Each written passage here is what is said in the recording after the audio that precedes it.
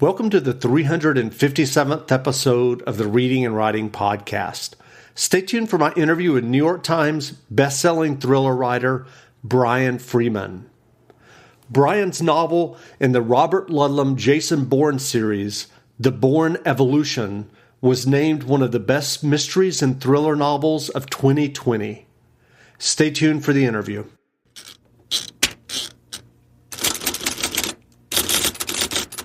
The Reading and Writing Podcast is brought to you by Libro FM. Libro.fm lets you purchase audiobooks directly from your favorite local bookstore. You can pick from more than 185,000 audiobooks, including bestsellers and recommendations from booksellers. You'll get the same audiobooks at the same price as the largest audiobook company out there, but you'll be part of a different story. One that supports your local community and your local bookstore. If you're new to audiobooks, they're the perfect way to get more books into your busy life. You can listen during your commute, while doing chores, walking the dog, or just relaxing at home. All you need is a smartphone and the free Libro.fm app. If you already love audiobooks and don't know what to listen to next, check out recommendations and curated lists from people who know audiobooks best, your local bookseller. Here's your special offer from the Reading and Writing Podcast. Get 2 audiobooks for the price of one today with your first month of membership with the code RWPodcast at checkout. This offer is only valid for new members in Canada and the U.S. Check out Libro.fm today. Well, welcome back to the Reading and Writing Podcast. My guest today is Brian Freeman. Brian is the author of many psychological thriller novels, including the Jonathan Stride and Frost Easton series. His books have been sold in 46 countries and 22 languages. His standalone novel, Spilled Blood, won the award for Best Hardcover Novel in the annual Thriller Awards. And Brian has written the latest in the Jason Bourne series, The Bourne Evolution, which has just been published. Brian, welcome to the podcast. Thanks a lot. Happy to be here. Great. Well, if someone listening hasn't heard about the Bourne Evolution yet, how would you describe your new Jason Bourne novel? Yeah, absolutely. Well, first of all, this is an all-new take on Jason Bourne. So the book really stands on its own. Readers can dive right in. They don't have to have read the earlier books or even seen the Matt Damon movies. Really, in this book, what I was trying to do is go back to Ludlum's original vision and bring his Jason Bourne, the character we got to know in the Bourne Identity, back to life, but kind of put that character down in the modern era and build a whole new modern day plot around him. So I think for fans of Ludlum, it's going to feel very familiar. It'll feel like Jason Bourne, but the story itself is all new, so you can dive right in. And as someone who has written many successful thriller novels, can you tell us, how did you get the job to write a Jason Bourne novel? Yeah, this was such an amazing opportunity. You know, honestly, I've been a Ludlum fan my whole life, and I can remember reading The Bourne Identity for the first time all the way back in 1980 when I was, 17 years old. And if you'd told me back then that 40 years later a book would be coming out that had both Ludlum's name and my name on the cover, I would have said, "Oh, you're crazy." I got a call from my agent, probably a year and a half ago, telling me that Putnam was going to be looking to do a sort of a reboot of the Jason Bourne series, and they were looking for a writer.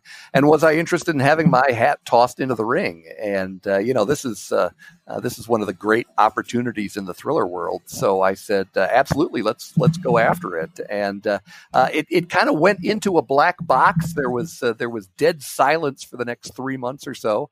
And I was starting to think, well, they've decided to go another way, which is perfectly fine. But then I got a call from my agent last February, and she said 5 words that will linger in my memory for a long time. Putnam wants you for Bourne. And that was how everything got started. Wow. So what was your experience like writing a Bourne novel compared to one of your other thriller novels? Is it possible for you to give us kind of a behind the scenes look, so to speak? Did you have to create a detailed outline that gets approved by Putnam for the Bourne evolution? Yeah.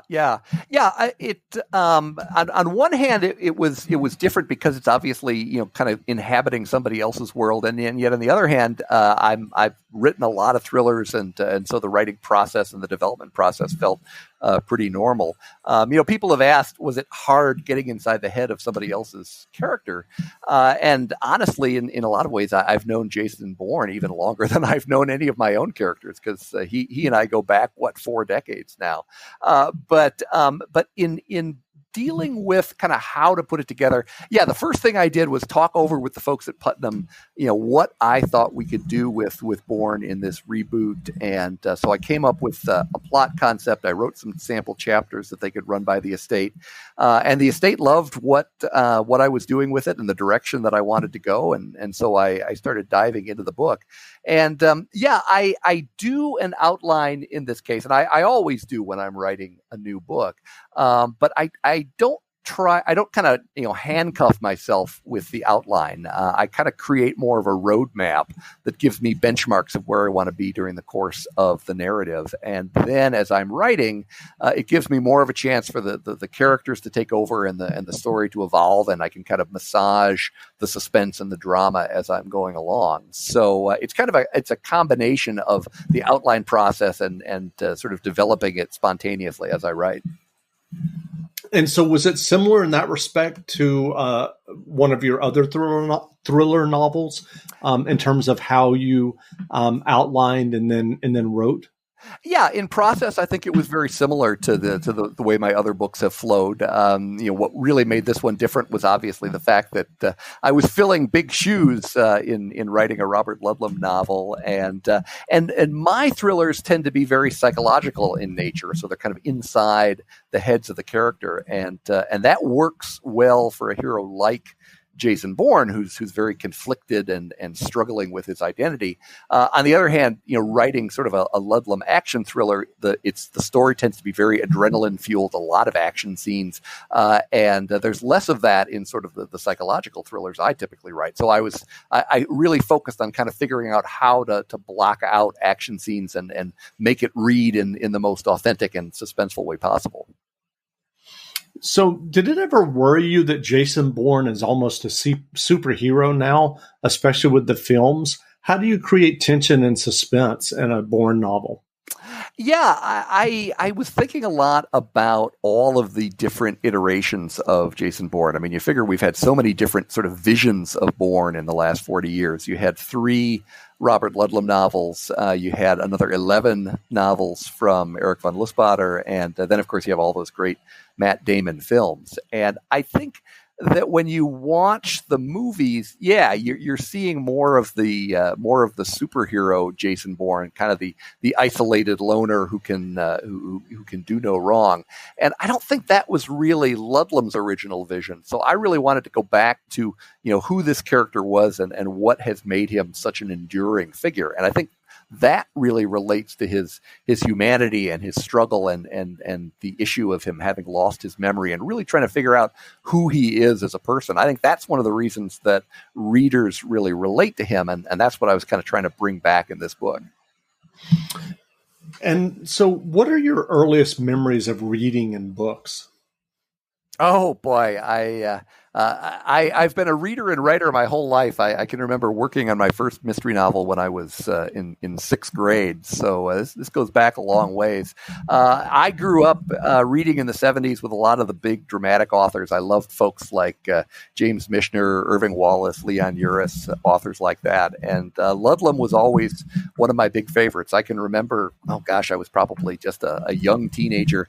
I bought a copy of the Chancellor manuscript in paperback by Ludlum. And I started reading it as I was walking out of the drugstore, and I already had my head down reading the book. And I don't think I put it down for another 10 hours until I finished it. And I can remember thinking back then that that's what I would love to do, is be able to grip people with that kind of experience. And just to circle back a moment to the Bourne novels, how much did you read the three Ludlum Bourne novels in preparation to write your Jason Bourne novel? Sure. Yeah, the first thing I did, honestly, as this opportunity arose, was go back and reread all of the original Ludlum novels. But I know the Bourne identity pretty well. I've read it many times in the course of my life. It's really one of my all-time favorite thrillers. I'm such a Bourne aficionado that I can still remember when Matt Damon was not Jason Bourne. It was actually Richard Chamberlain who was Jason Bourne in an ABC miniseries in 1988. So I've followed Bourne pretty closely for a lot of years. Great. So what was your path to writing and publishing your first novel? What was your journey to publication and eventually seeing your first book published and seeing it on a bookstore shelf? Yeah, that was such a long road, but I learned a lot along the way. I honestly, it goes all the way back to when I was a kid. I had a great 8th grade composition teacher who really recognized my love of writing, and she did something I think these days with all the standardized tests and curricula a teacher could never do. She said, when you come to my class, don't worry so much about the lesson plans. Just sit there and write your stories. And that was what I did for most of her class. And after that class, I started in on my first full-length novel that summer and spent 18 months finishing that. And from that moment forward, that was really what I wanted to do with my life. But publishing has always been such a tough industry to break in. And I actually wrote 5 books in the course of my life before I even started in on the book that became my breakthrough book, which was my debut, Immoral. And boy, there were so many days where I was thinking, God, why am I banging my head against the door of this crazy business? But I kept at it. I knew I needed to try again, and I wrote the manuscript for Immoral. And things happen for a reason, and they happen in the right time frame. Right around the time that I finished the manuscript of Immoral, I found out totally by accident that one of the folks in the London office of the firm I was working at was going to be going to a college alumni event with a woman who was an agent at one of London's largest literary agencies. So I sprang into action and sent him off an email and asked if he'd make an introduction for me and see if this agent would take a look at my book.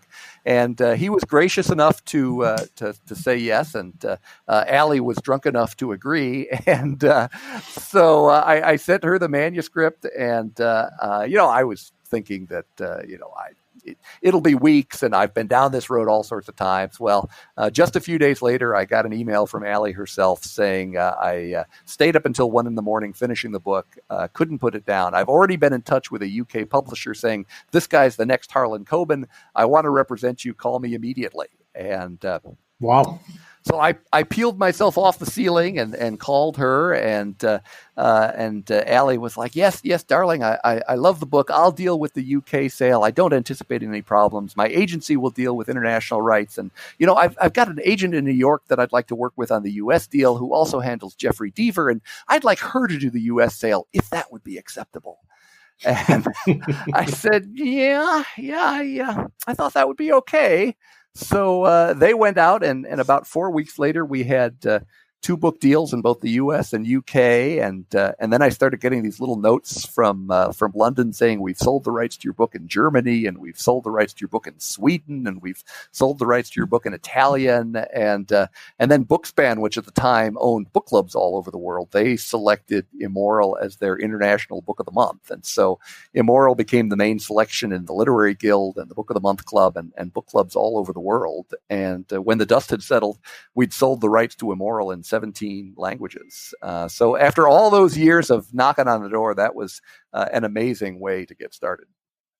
Well, while you were knocking on the door and writing those novels before Immoral, were there areas of fiction writing and novel writing that you had to kind of learn or figure out, whether it be characterization or plotting or dialogue or setting?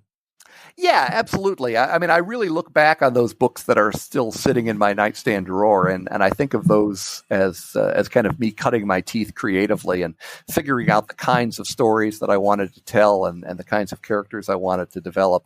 And I always felt that the best learning process was to read carefully the authors that you love and really look at how they build out their stories and their characters, and figure out how they are creating their scenes, and then try to learn those lessons and merge them with your own style, and go from there.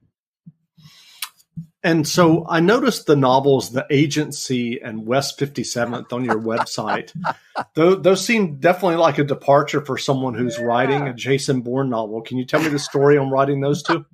Yeah, just a little bit different from Jason Bourne. Yeah, I mentioned my agent Allie, and she was out of London, and she had always wanted to write a novel set in the publishing industry, but she wasn't a writer; she was an agent, and so she approached me in the late 2000s, asking, would I be interested in tackling something like that with her? And I thought it sounded like a fun, creative stretch to write something that was, frankly, closer to chick lit than anything I'd ever done, and so I came up with a concept and wrote the book, and we released it. I think it was probably 2008, 2009, and we had such a fun run with the agency. It got a great review in People magazine, and it was a hoot to write. I hope it's a hoot to read. But yeah, totally unlike anything I've ever done. And honestly, I wrote West 57, which is kind of a follow-up novel to that. I actually lost my agent Allie. She passed away very, very unexpectedly at a very young age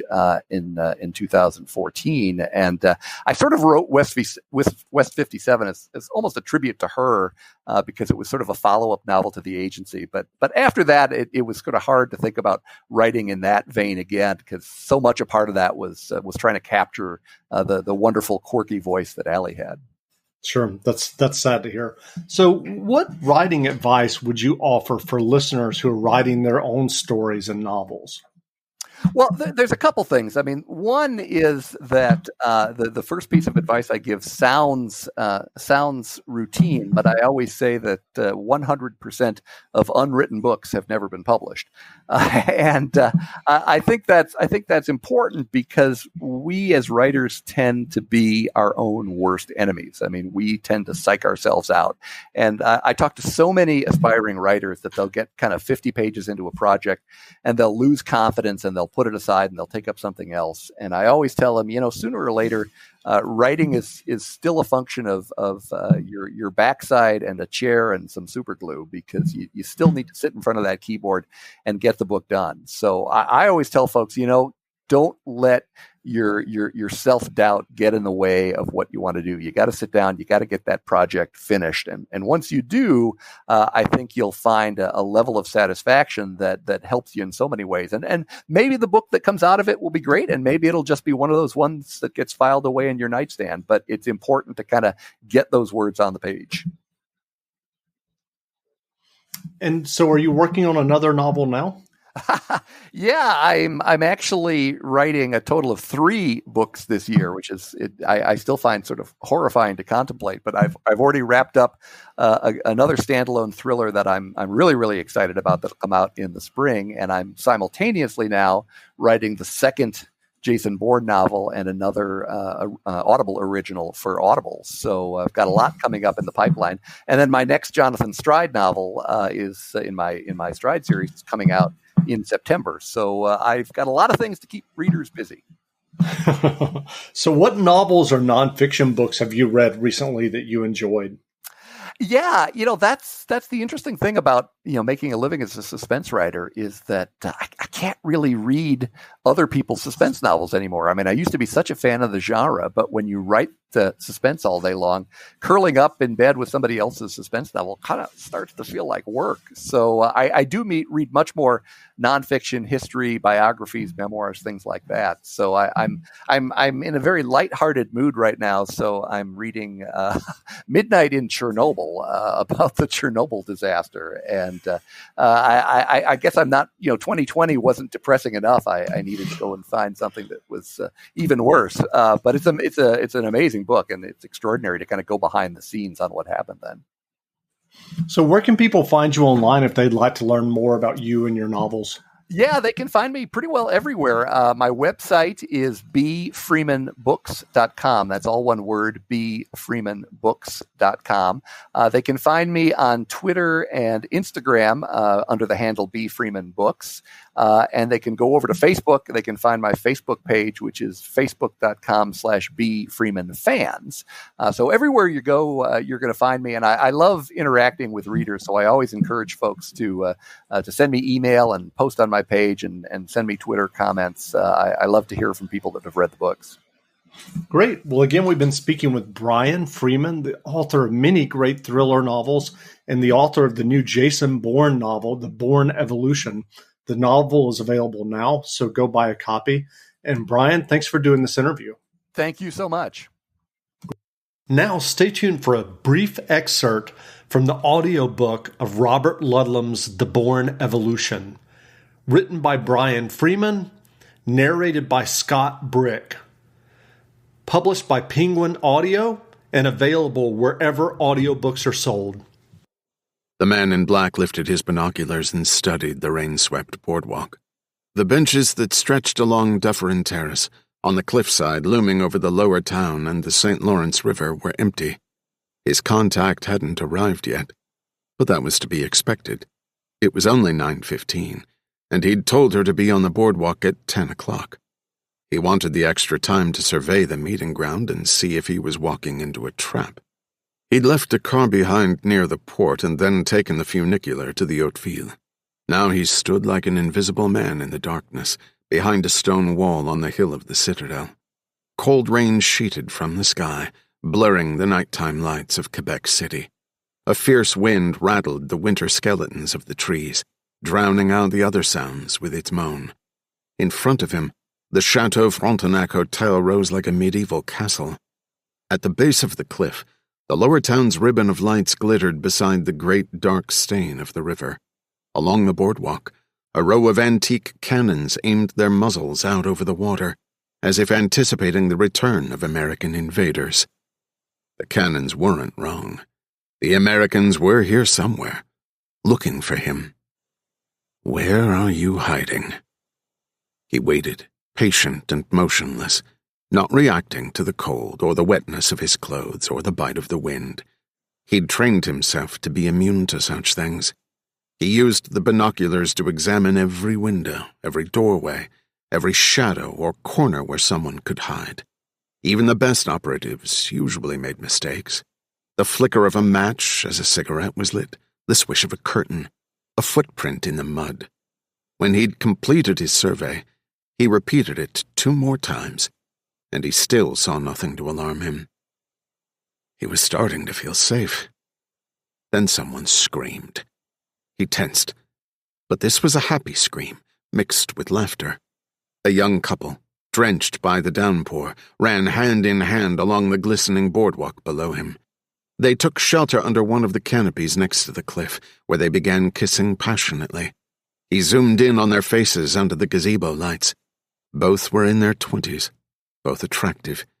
The woman had pink and blonde hair that was pasted over her face, and she had the lean, strong build of a runner, wearing skin-tight leggings. The man with her was several inches taller and had black hair and a long, deep scar on his cheek. He tried to decide who they were. 2 harmless tourists, or 2 killers. The truth was usually in the eyes.